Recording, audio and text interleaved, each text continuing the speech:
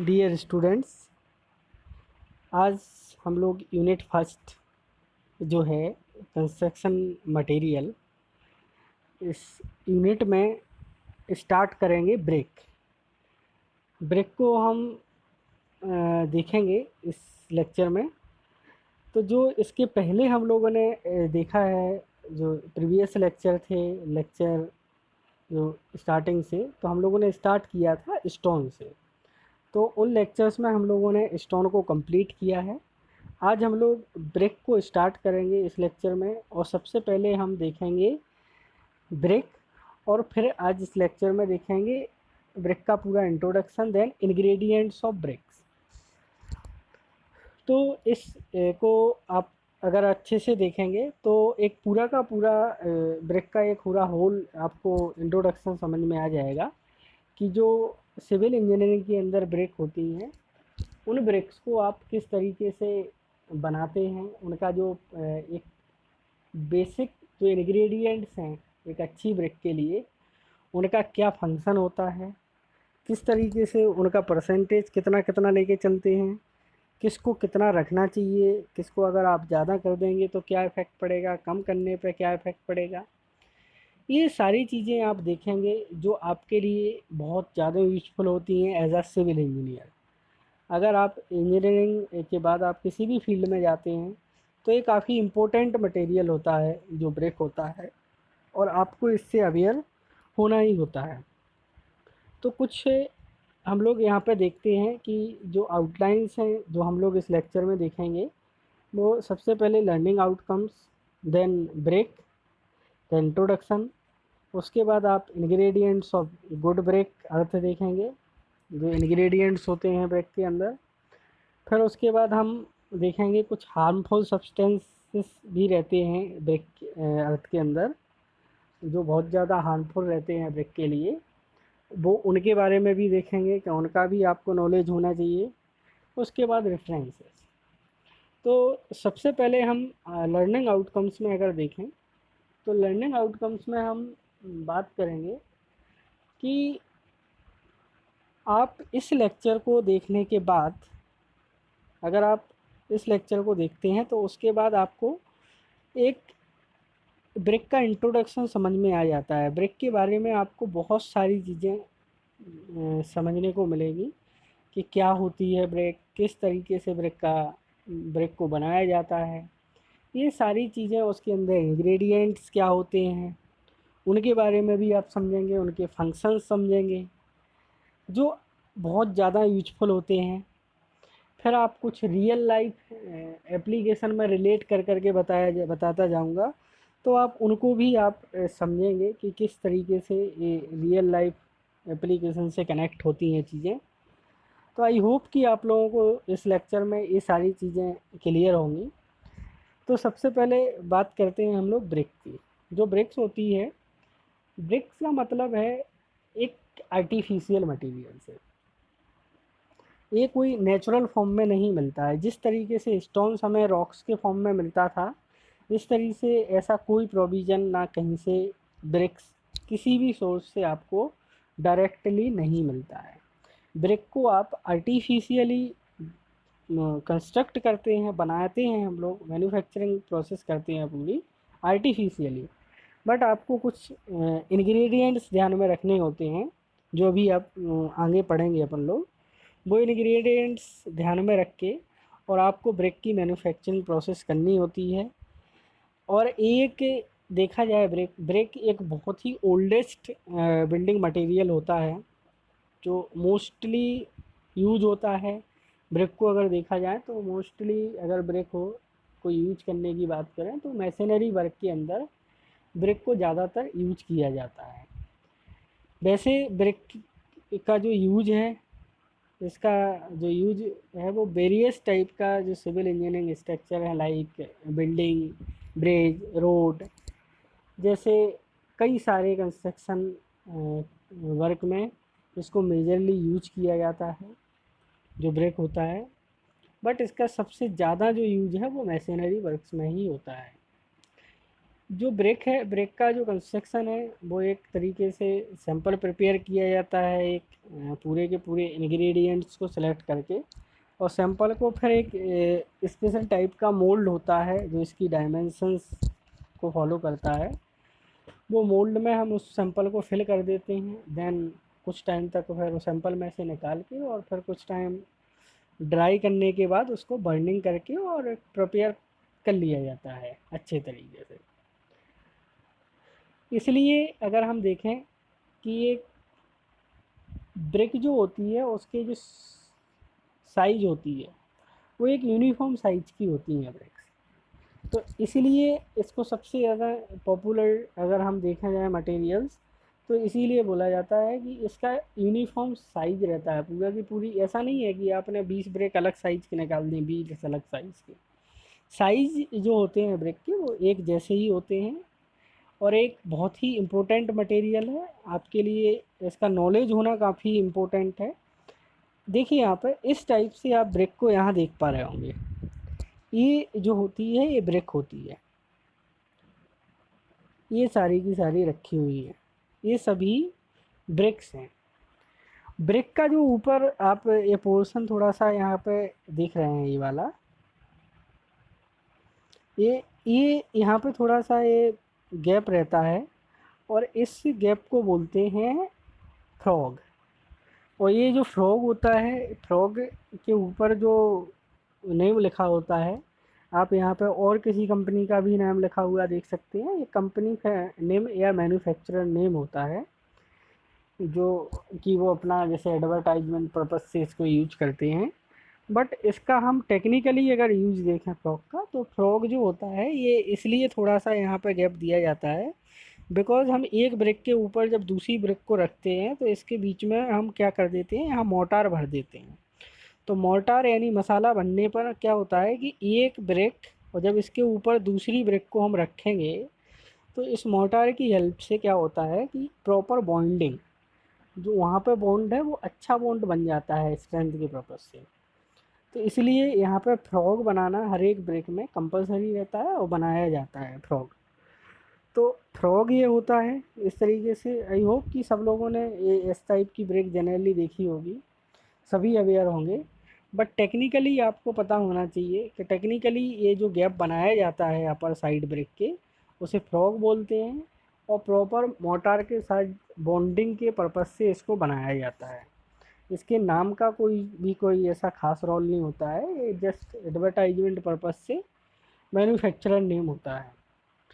तो अब हम बात करते हैं एक अच्छी ब्रेक के अंदर, जो गुड क्वालिटी ब्रेक होती है उस ब्रेक के अंदर कौन कौन से इंग्रेडिएंट्स प्रेजेंट्स होते हैं और उन इंग्रेडिएंट का क्या फंक्शन होता है, उनकी क्वांटिटी को कम ज़्यादा करने पर क्या वेरिएशंस आते हैं, अगर उनकी क्वांटिटी आपने ज़्यादा कर दी तो क्या वेरिएशन आएंगे, कम कर दी तो क्या वेरिएशन आएंगे, और उनके बेसिक फंक्शन क्या होते हैं, ये सारी चीज़ें हम देखेंगे इंग्रेडिएंट्स ऑफ ब्रेक अर्थ के अंदर। देखिए यहाँ तो सबसे पहले जो हम इंग्रेडिएंट देखेंगे वो इंग्रेडिएंट देखेंगे सिलिका, क्योंकि इसका परसेंटेज भी आप सबसे ज़्यादा देख रहे हैं। तो जो सिलिका होता है, सिलिका का परसेंटेज होता है 50 to 60%। 50 to 60% सिलिका होता है ब्रिक के अंदर। एक अगर गुड ब्रिक बनानी है तो उसके अंदर 50 to 60% जो परसेंटेज है वो 50 से 60% के बीच में वैरी करना चाहिए एक अच्छी ब्रिक बनाने के लिए। जो सिलिका का फंक्शन रहता है, सिलिका के प्रेजेंस से ब्रिक क्या होती है, स्टेबल बनी होती है और ब्रिक में किसी भी टाइप से कोई भी नॉन यूनिफॉर्म शेप भी नहीं है। अगर हम देखा जाए तो ड्यू टू सिलिका ब्रिक में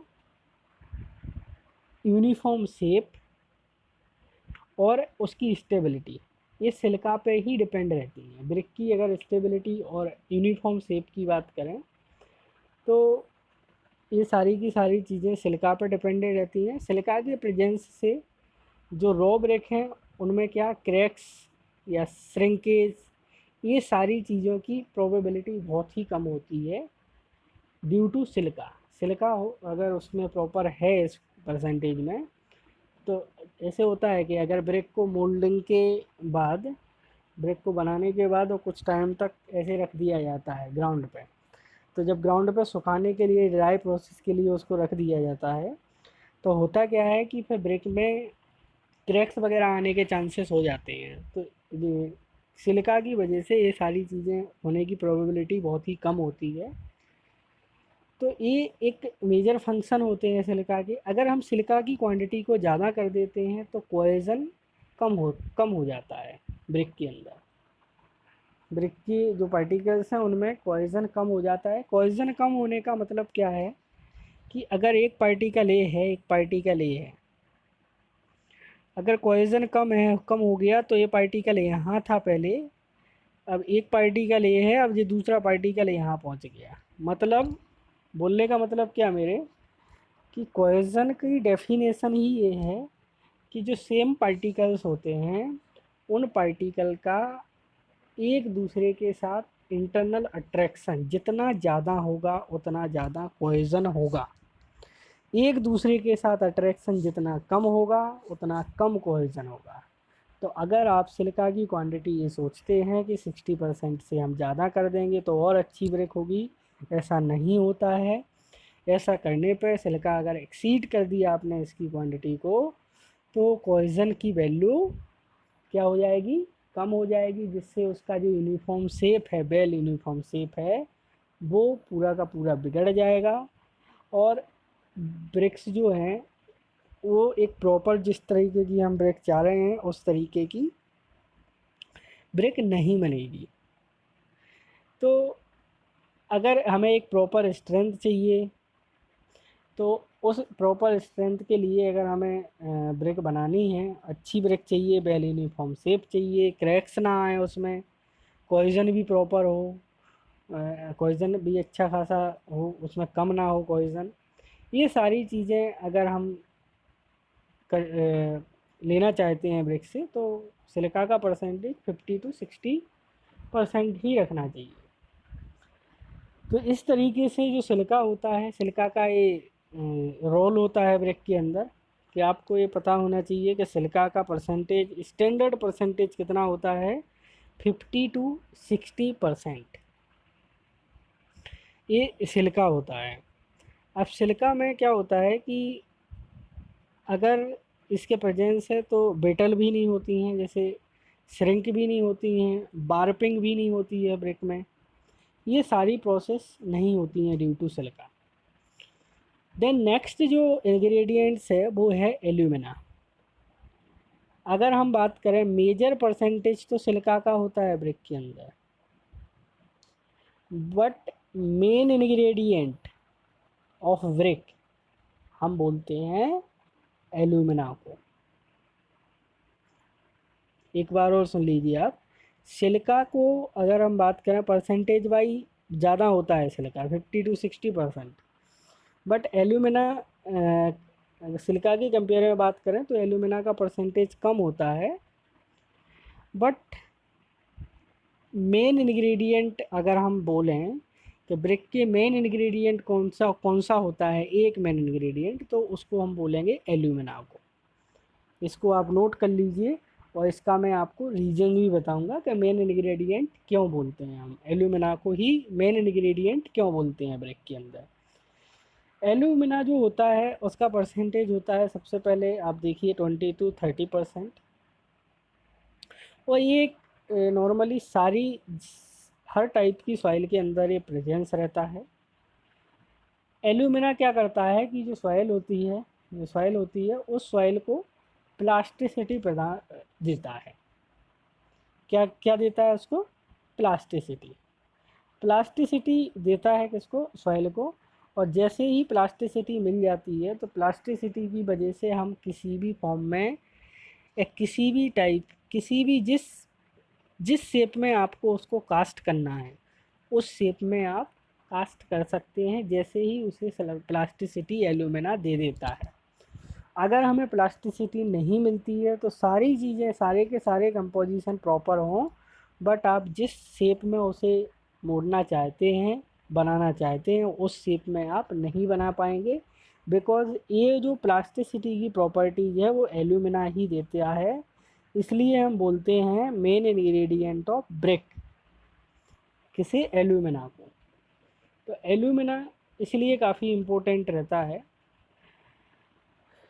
अगर हम बात करें कि अगर एल्यूमिना को प्लास्टिसिटी ये देता है 20 से 30% जब हम इसका क्वांटिटी रखते हैं, अगर ये सोचा जाए कि एल्यूमिना को ज़्यादा रख दिया जाए, अगर एल्यूमिना की क्वांटिटी को ज़्यादा कर दिया जाए, तो एल्यूमिना की अगर हमने क्वांटिटी ज़्यादा कर दिया तो ड्राई करते वक्त जो ब्रिक है, ब्रिक को ड्राई करते वक्त और बर्निंग करते वक्त उसमें उसके अंदर श्रिंकेज और वार्पिंग, मेरी बात सुनिएगा आप, श्रिंकेज और वार्पिंग ये दोनों डिफेक्ट होने के चांसेस रहते हैं ब्रिक के अंदर।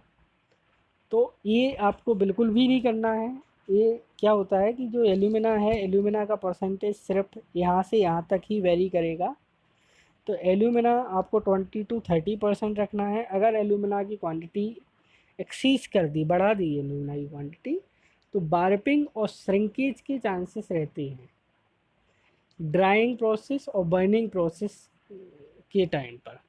जो ड्राइंग सुखा रहे हों जब ब्रिक को, या फिर हम ब्रिक को बर्न कर रहे हों, ये प्रोसेस अभी हम लोग पढ़ेंगे, ड्राइंग प्रोसेस, बर्निंग प्रोसेस। तो ये सारी चीज़ें जब होती हैं तो अगर हमने ज़्यादा कर दिया तो ज़्यादा नहीं करना चाहिए। इसका जो लिमिट है वो 20 to 30% तक ही रहना चाहिए। तो इसलिए हम लोग इसे मेन इंग्रेडिएंट ऑफ ब्रिक बोलते हैं, बिकॉज ये प्लास्टिसिटी प्रोवाइड करता है। जब प्लास्टिसिटी होगी तभी ब्रिक को ये किसी भी शेप में, स्पेसिफाई शेप में हम लोग कास्ट कर सकते हैं, अदरवाइज नहीं होगी। अगर एल्यूमिना नहीं होगा तो ब्रिक को कास्ट करना एक बेल शेप में, जिस शेप में हमें चाहिए, वो इम्पॉसिबल है। इसी तरीके से बात करते हैं हम लोग लाइम की। तो जो लाइम होता है, लाइम का जो परसेंटेज होता है वो <10% होता है। 10% से कम ही लाइम होता है, ज़्यादा लाइम नहीं रखते हैं। लाइम जो होता है, लाइम का जो मेन फंक्शन है, अगर हम लाइम की थोड़ी सी क्वांटिटी अगर हम ऐड कर देते हैं उसके अंदर, जिस सैंपल की ब्रेक बनानी है, तो क्या होता है कि ये लाइम का जो फंक्शन है, लाइम का फंक्शन है जस्ट टेम्परेचर को रिड्यूस करना।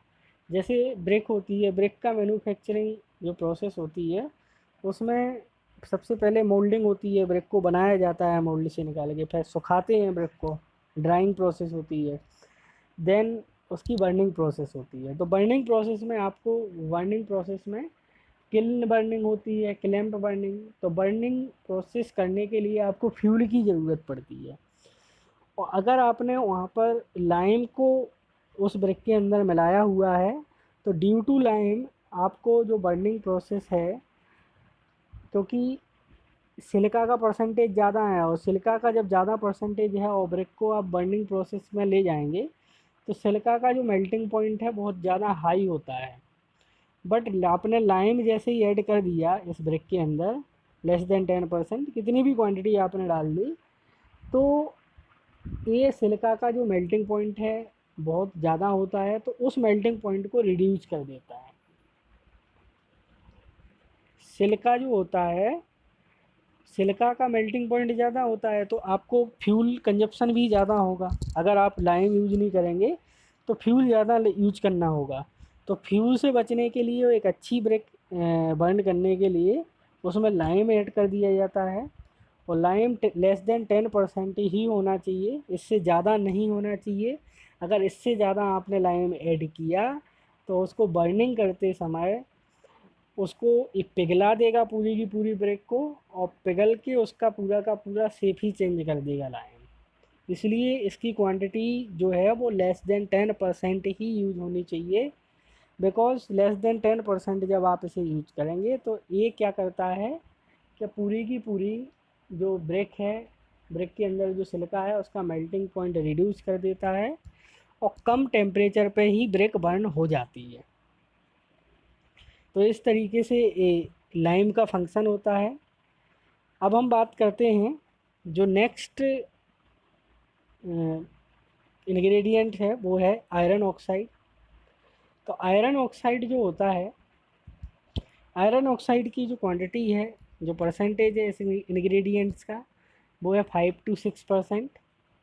और ये जो ब्रेक होती है, ब्रेक को जो रेड कलर होता है ब्रेक का, रेडिश कलर, वो ड्यू टू आयरन ऑक्साइड ही होता है। अगर इसकी क्वांटिटी ज़्यादा कर दी तो जो ब्रेक का कलर है वो कैसा हो जाएगा, ब्लैक कलर की ब्रेक हो जाएगी। कलर कैसा हो जाएगा ब्रेक का, ब्लैक। तो आयरन ऑक्साइड की क्वांटिटी 5 से 6% के बीच में ही रहना चाहिए। और अगर ज़्यादा कर दी तो ब्लैक कलर हो जाएगा, और कम करने पर कैसा, येलो कलर की पड़ जाएगी ब्रेक। इसलिए आपको बहुत ही प्रिकॉशंस के साथ ये सारी चीज़ें चेक करनी होती हैं कि जब ब्रेक मैन्युफैक्चरिंग हो रही हो, जब जिस सैंपल की ब्रेक बनानी होती है उस सैंपल के अंदर एक बेल कंपाउंड्स कौन कौन से होने चाहिए विथ परसेंटेज। तो आपको मैं ये चीज़ बता रहा हूँ कि आपको पता होना चाहिए कि किस में कितना परसेंटेज होता है, कम करने पर क्या होगा और ज़्यादा करने पर क्या होगा। अगर आपने आयरन ऑक्साइड ज़्यादा किया तो ब्लैक, या एक तरीके से देखा जाए तो ब्लू कलर हो जाएगा, या फिर कम करने पर उसका कलर हो जाएगा येलो कलर का। तो ये सारी चीज़ें आपको ध्यान रखना है और ये पता होना चाहिए आपको। नेक्स्ट आता है मैग्नीशिया। मैग्नीशिया जो होता है, मैग्नीशिया का काम होता है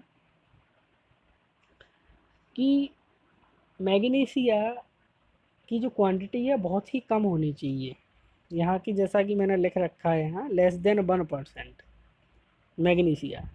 मैग्नीशिया का रोल क्या होता है ब्रेक के अंदर, सभी जो कंपाउंड्स हैं उनके मैंने रोल बताए हैं, जो भी इंग्रेडिएंट्स अपन पढ़ रहे हैं, सिलिका का, एल्यूमिना का, आयरन ऑक्साइड का।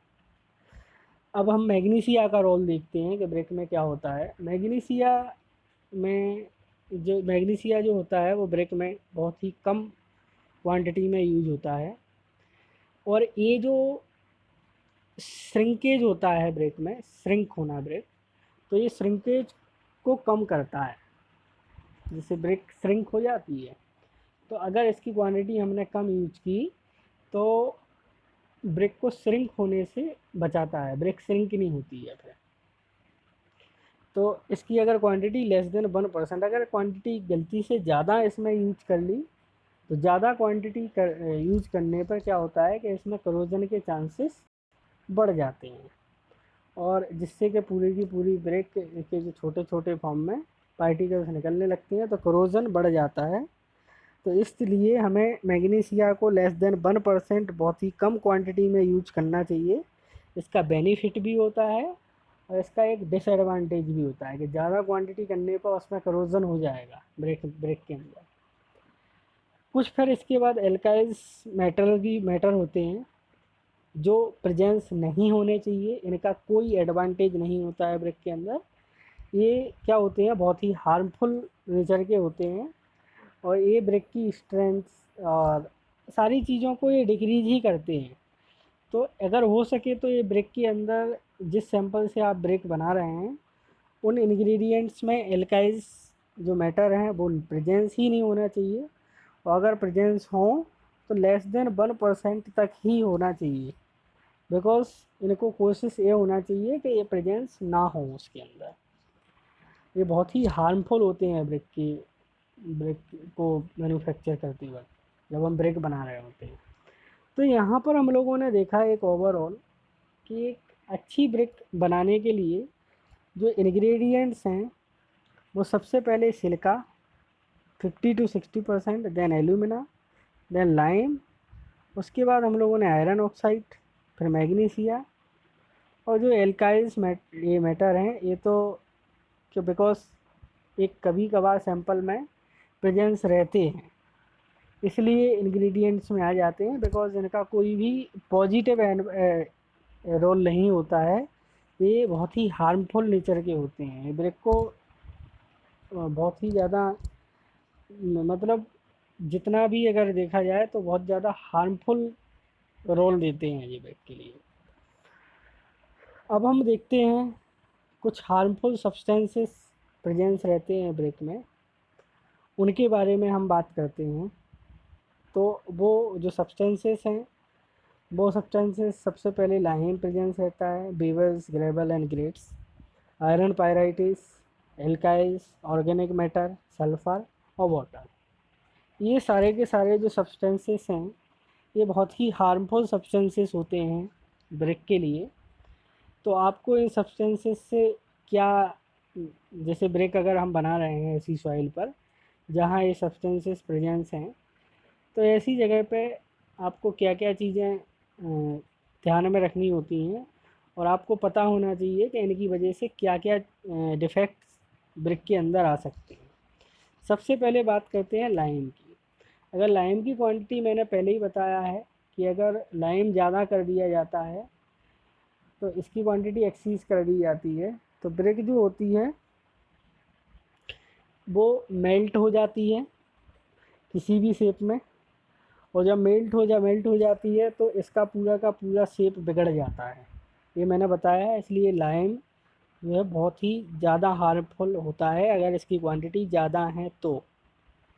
फिर बात आती है जो पेवेल्स होते हैं, पेवेल्स वगैरह, तो ये जो होते हैं, तो जैसे कंकड़ वगैरह जो प्रेजेंस रहते हैं, ये ब्रिक को ब्रिटल बनाते हैं। जो ब्रिटल होता है, जिससे पूरी की पूरी प्रॉपर ड्रेसिंग करने में उसकी बहुत ज़्यादा प्रॉब्लम क्रिएट होती है।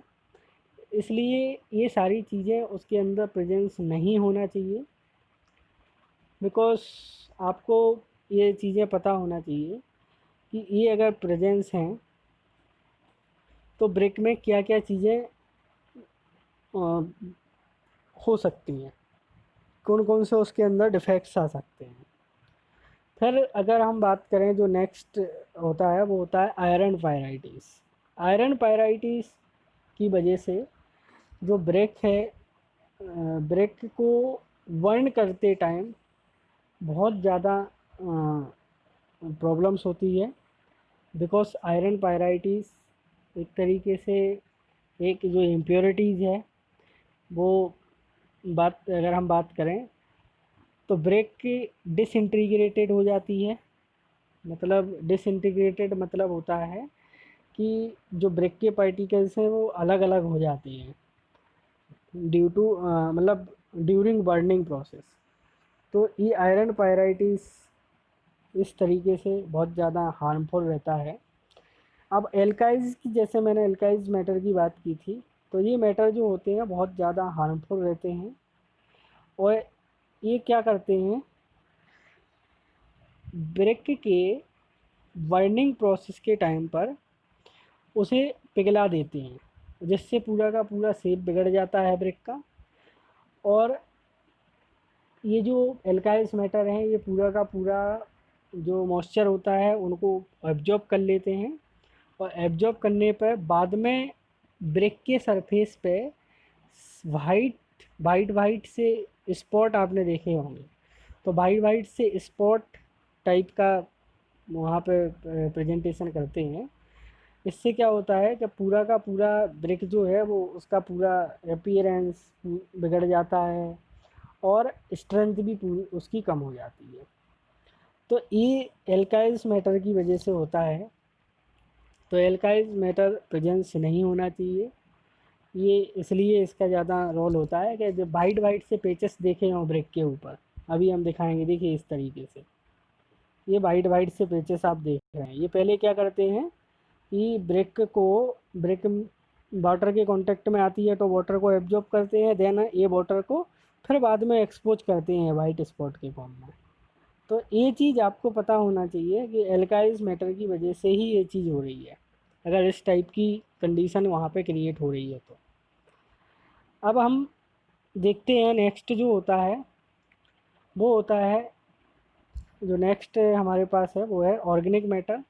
तो ऑर्गेनिक मैटर में जो भी बायोलॉजिकल मैटर होते हैं, जैसे घास हुआ, भूसा, या लकड़ी के टुकड़े होते हैं, पत्ते होते हैं, इनकी वजह से क्या होता है कि ब्रिक की जो स्ट्रेंथ है वो ओवरऑल कम हो जाती है।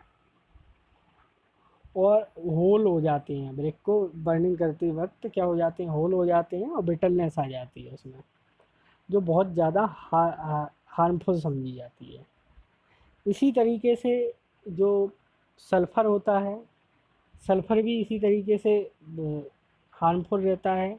कुछ वाटर से भी इसलिए इसके अंदर हार्मफुल नेचर आता है।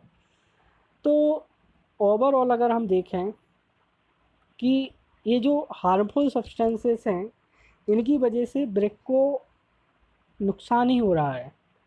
तो आप जब भी ड्यूरिंग जिस प्लेस पर, जिस कंस्ट्रक्शन साइट पर ब्रिक की मैन्युफैक्चरिंग करनी हो, ब्रिक बनानी हो जहाँ पे, वो ये वहाँ पर ये सारी चीज़ें देख लें कि अगर ये प्रेजेंस हैं तो आपको वहाँ पर इनको या रिमूव करना होगा या फिर इनका कुछ सॉल्यूशन करना होगा। बिकॉज़ नहीं तो इस टाइप से आप ब्रिक को का प्रेजेंटेशन देखेंगे, ये होता है, ये हार्मफुल सब्सटेंसेस की वजह से ही इस टाइप से ब्रिक रिप्रेजेंट करती है।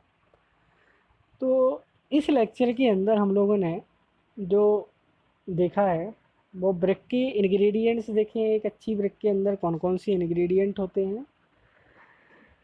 आई होप कि आप लोगों को इस लेक्चर में एक ब्रिक का एक आइडिया लगा होगा कि इसमें जो इंग्रेडिएंट होते हैं, ब्रिक दिखने को तो एक छोटा सा मटेरियल दिखता है, बट ब्रिक के अंदर कौन कौन से इंग्रेडिएंट होते हैं और किस इंग्रेडिएंट का एक पॉजिटिव इफ़ेक्ट होता है और किसका नेगेटिव इफ़ेक्ट होता है। कुछ हार्मफुल सब्सटेंसेस होते हैं कि जो बहुत ज़्यादा ब्रिक को एक तरीके से डिफेक्ट पहुंचाते हैं, जिनकी वजह से बहुत ज़्यादा डिफेक्टिव रहती है ब्रिक। तो इनके बारे में भी हम लोगों ने देखा, जो हार्मफुल इंग्रेडिएंट्स हैं ब्रिक में, तो उनसे बच के रहना चाहिए जब भी हम ब्रिक बना रहे हों। तो जो नेक्स्ट लेक्चर होगा उस लेक्चर में हम लोग देखेंगे कि ब्रिक की मैन्युफैक्चरिंग प्रोसेस, तो ब्रिक कैसे बनाई जाती है, क्या मैन्युफैक्चरिंग प्रोसेस होती है। अभी हम लोगों ने इस लेक्चर में केवल इंग्रेडिएंट्स देखे, एक अच्छी ब्रिक के अंदर कौन कौन से इंग्रेडिएंट हैं, कुछ हार्मफुल भी देखे, वो कौन कौन से होते हैं।